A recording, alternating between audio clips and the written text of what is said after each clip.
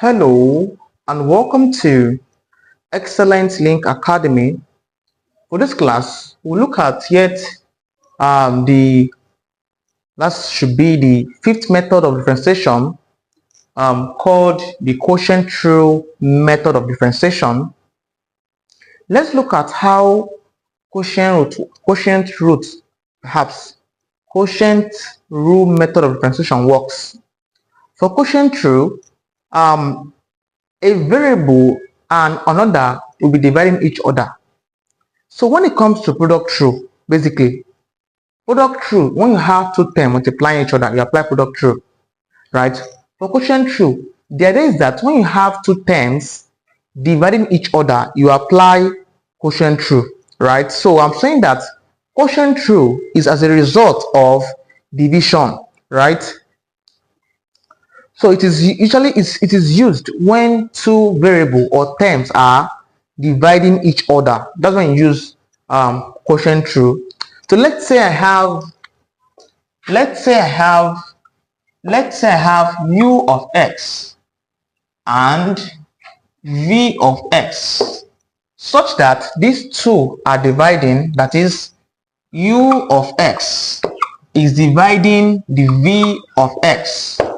From here, this becomes what a quotient rule. So the formula for quotient rule is given by dy over dx is equal to v du over dx minus u dv over dx all over v squared. This is your formula for solving problem under quotient rule. V du over the x minus u dv over the x all over v squared. By the way, this formula is similar to product rule formula, but the idea is that for product rule there is a plus in the middle but no division. For quotient rule, there's a minus and what? A division divided by v squared. So this is your formula for quotient rule. So now at this point, let's take some field problems and solve together and see how we can possibly evaluate problems using the quotient rule method of differentiation. Example 1. Let's consider example 1. Let's say I have that y is equal to 4x squared all over 6x minus 4. I'm asked to solve this one. I'm told to differentiate this. By the way, no one should tell you this is a quotient rule question. Why? Because they are dividing. So when it comes to dividing concept, use quotient rule, right? So at this point now, how do you solve this? This pattern of solving is similar to your product rule. What's my first task? I'll let this one to be u, call this one v.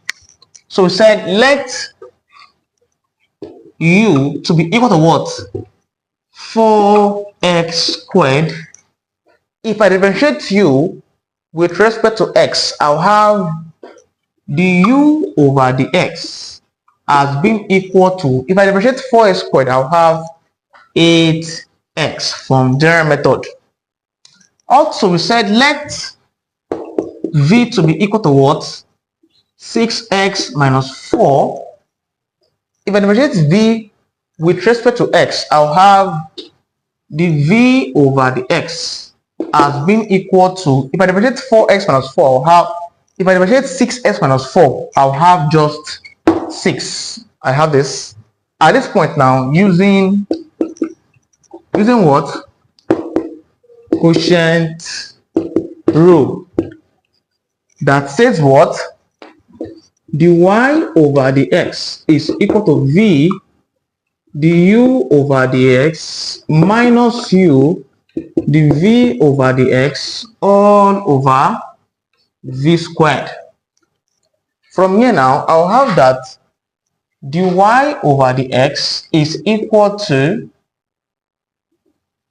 v. What's v? V is 6x minus 4 into du over the x. u over x is what? 8x. I have 8x minus what's u?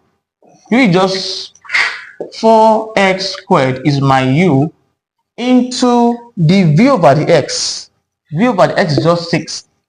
I have 6 all over v squared. What's v?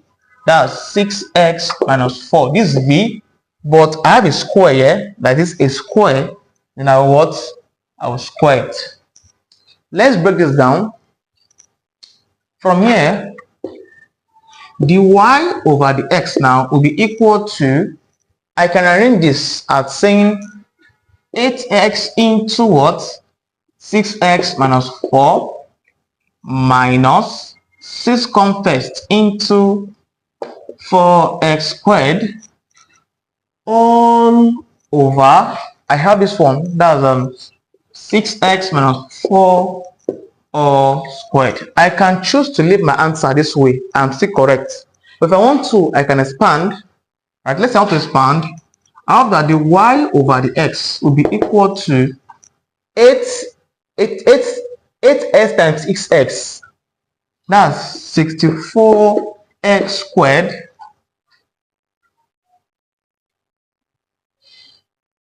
(48 possibly 48).